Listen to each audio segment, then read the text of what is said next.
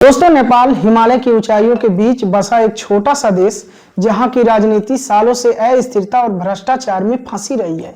लेकिन इस बार हालात अलग हैं। सरकार के सामने चुनौती किसी विपक्षी दल ने नहीं बल्कि उस युवा पीढ़ी ने खड़ी की है, से कहते हैं।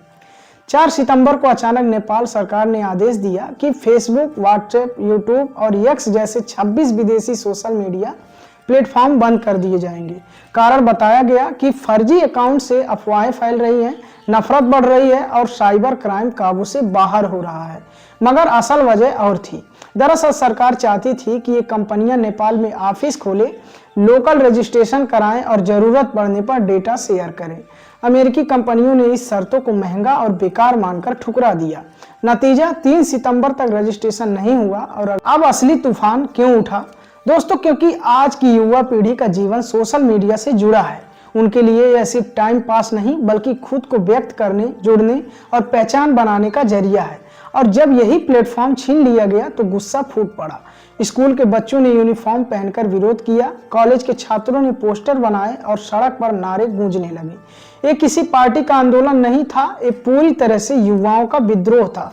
इसी दौरान एक और एंगल भी चर्चा में आया, नेपो बेबीज।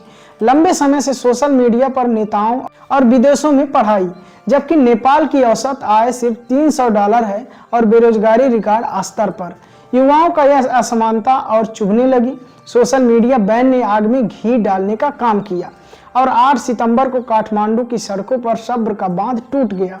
भीड़ संसद भवन तक पहुंची, पुलिस से टकराव हुआ, पथराव और आगजनी भी हुई। यहाँ तक कि प्रधानमंत्री ओली को इस्तीफा देकर हेलीकॉप्टर से भागना पड़ा और वो कैमरे में कैद हो गए। अब सवाल है, आगे क्या होगा? तो नेपाल की संसद में किसी के पास बहुमत नहीं है, तो 3 रास्ते बचे हैं। पहला, इंटरिम गवर्नमेंट, दूसरा नया चुनाव, तीसरा या फिर सेना सत्ता संभाले। इसी बीच 2 नए चेहरे उभर रहे हैं। रवि लमिछाने पूर्व टीवी एंकर से नेता बने और बालन शाह काठमांडू के मेयर और पूर्व रैपर हैं। दोनों को युवाओं का समर्थन मिल रहा है और ये नई राजनीति के प्रतीक बनते दिख रहे हैं।